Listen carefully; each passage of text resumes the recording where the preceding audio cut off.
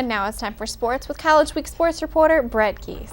So Brett, sounds like the tennis team had a few good matches over spring break. Yes, they did. They headed all the way down to Orlando, Florida. Over spring break, USF's men's and women's tennis teams went down to Orlando, Florida, and it turned out to be a productive weekend for the Cougars. Both men's and women's teams won their first matches of the year. The women's team defeated Hamline University of Minnesota 8-1.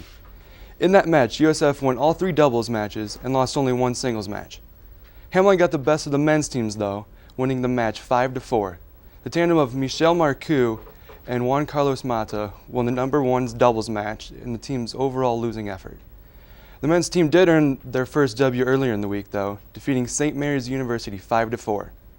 For his efforts over the break, University of Sioux Falls junior tennis player Michel Marcoux was named the Great Plains Athletic Conference Player of the Week. USF will continue their season today against Augustana College and St. Cloud State with their first serve scheduled at 9 a.m. at McKinnon Park.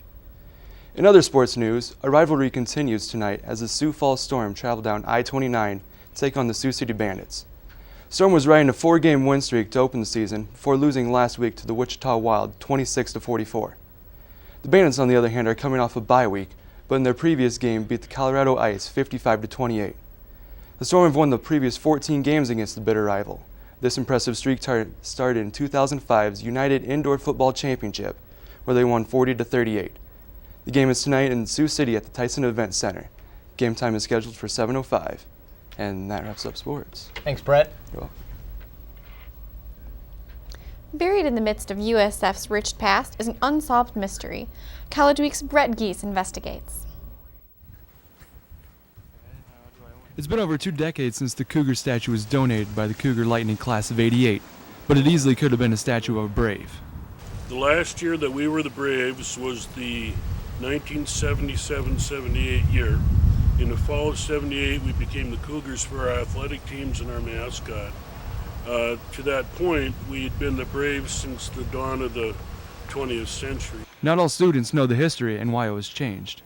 I've seen the pictures around campus with the old homecoming stuff, but I always thought that it was the Cougars.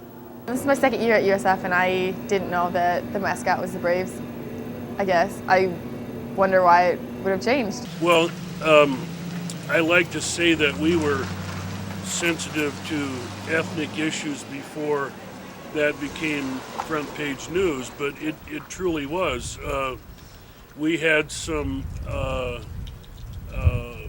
caricatures of Native Americans that perhaps weren't flattering at the time. We celebrated teepee days as our homecoming, and they used to put up teepees and people would dress up like Indians, and the president at the time, appropriately so, thought that that was offensive to the Native Americans. We did a survey of our alumni and our current students to see what would have been an appropriate name to replace that, and Cougars was probably by far and away the choice. Only thing left from that era are pictures and stories passed down from former students to their children and grandchildren, like Julianne Gold's. My grandpa went here in '38, and he was the senior of, he went his senior year, and he was the president of his class. And he told me about when the mascot were the Braves, and they changed it because it was politically incorrect. And they had teepee days and all sorts of fun parades, and everyone dressed up as Native Americans and ran around and had a good time. For College Week, I'm Brett Geese. And that wraps up another edition of USF College Week. I'm Stefanie Chmielewski. And I'm Sandoval. Have a great day.